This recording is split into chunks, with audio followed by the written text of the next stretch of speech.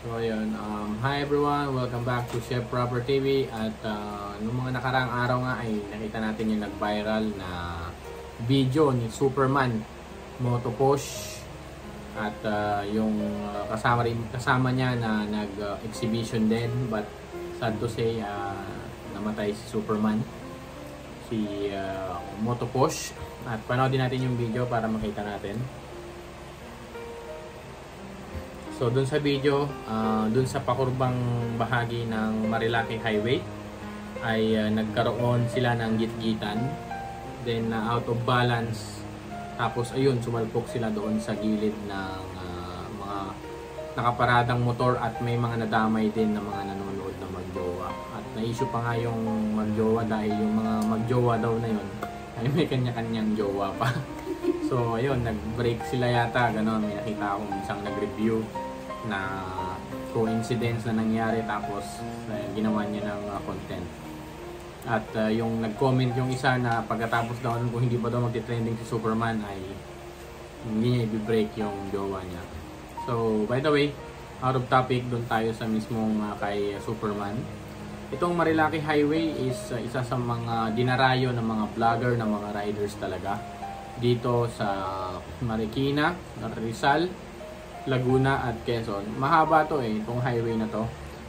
It take like 117 km yata ito from Marikina to Rizal until Laguna. Ayan. So at Quezon, doon yan ang ano niya, kasi Marilaki yung minimum. Okay? So medyo mahaba-haba to. Kung lalagyan nila ng police visibility, talagang malawak so hindi nila 100% malalagyan talaga ng police visibility. So yun, rest in peace doon sa namatay. Pangalan nata niya is Louie Arguelles.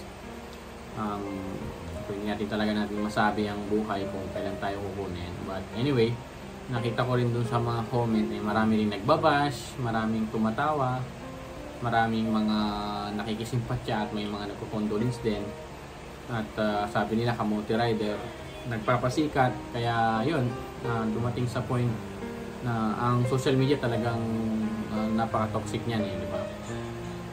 Pero syempre, yung passion kasi nila as a rider, makapagbigay ng kasiyahan, is hindi naman nila ina-expect na darating sa ganun. So kung makikita niyo yung video, siya yung nakakulay red na jersey, tapos kulay red yung motor niya na pumunta doon sa right side. Kung yung video is nandito sa likod, yung nakadilaw naman, yun yung si parang Muslim yung yung pangalan. So siya yung nabuhay at nasa hospital. Pero yung si Louie Arguelles, siya yung ayun, yung yan, ang pangalan niya is John Louie Arguelles, yung namatay. Si Motoposh, yung kulay red yung kanyang motor, at yung naka-yellow naman, ayan, yung si Rex Ahmad naman yan. At nag-post pa nga ito si Rex Ahmad sa kanyang social media nung after nung pangyayari na yon. So magandang araw po. Ayan, basahin natin. Magandang araw po sa inyong lahat. Ako po ay lubos na humihingi ng paumanhin sa nangyari. Tao lang din po at nagkakamali. At lilinawin ko lang po na okay na po kami doon sa pamilya ni Motoposh. Humingi na rin po ako ng tawad sa pamilya niya. Masakit din po para sa akin ang nangyari. Pakiusap lang din po. Tigil nyo na rin po ang panghuhusga kay Motoposh bilang respeto na rin sa pamilya niya. So totoo naman, dapat respeto na lang natin kung ano yung nangyayari on the side of the family ng biktima. Wala namang gustong mangyari yan, pero syempre as sa social media talaga hindi mo makokontrol yung mga tao na mag-comment ng mga negative, kesyo kamote, kesyo kasalanan niyan, kesyo karma niyo yan. Ganun naman kasi ang social media. So dito sa atin is napakabilis mag-viral, no? Gumawa ka lang ng pagkakamali mo na merong isang video magbibideo sa'yo. So yun, viral ka na, sikat ka na, ganon. Either bad or good, it's still publicity. Ganyan ang sa atin. So yun, para sa iyo, ano bang comment mo doon, bakit siya namatay? Kung naka-helmet naman. yan si Mrs. Para sa kanya daw ay dapat original yung helmet. Tama ba? Para sa'yo? Wala. Ano masasabi mo? Bakit kung para ma-avoid niya yung ganong aksidente? Wala kang masasabi. So, kanina sabi niya magsuot daw ng helmet. Nakasuot naman. Nakasuot naman. So, dapat yung original na helmet. So, malay natin, original naman yun. Kasi kung mga vlogger sila or mga riders yung mga yan, alam nila yung mga helmet na mga good brand eh. Or At yung saka mga di heavy na duty. may iwasan kung talagang oras mo na. Andun naman yun, tama. Kung talagang oras na natin is kahit nasaan man tayo, eh, oras mo na. Pero siyempre, may iwasan yan kung hindi sila gumawa ng exhibition or nagpapasikat or something ganon, di ba? Kasi sa motor, pag motor kasi, once na nagmotor ka, yung isang paa mo nasa hukay na eh. Kasi ako rin, may motor din ako eh. Matagal din ako nagmumotor, riders din ako dati. Kahit nga minsan nakainom na umuwi. Talagang nagmumotor ako, pero nakakarating naman sa bahay. So, ibig sabihin, hindi ko pa oras nun. Ay, ganun lang yun. Pero, hanggat maaari, syempre, yung mga ganun, kasi kita nyo naman yung video, di ba? Talagang exhibition, nakataas yung paa. So, parang nagpapakitang gilas dahil maraming nanonood.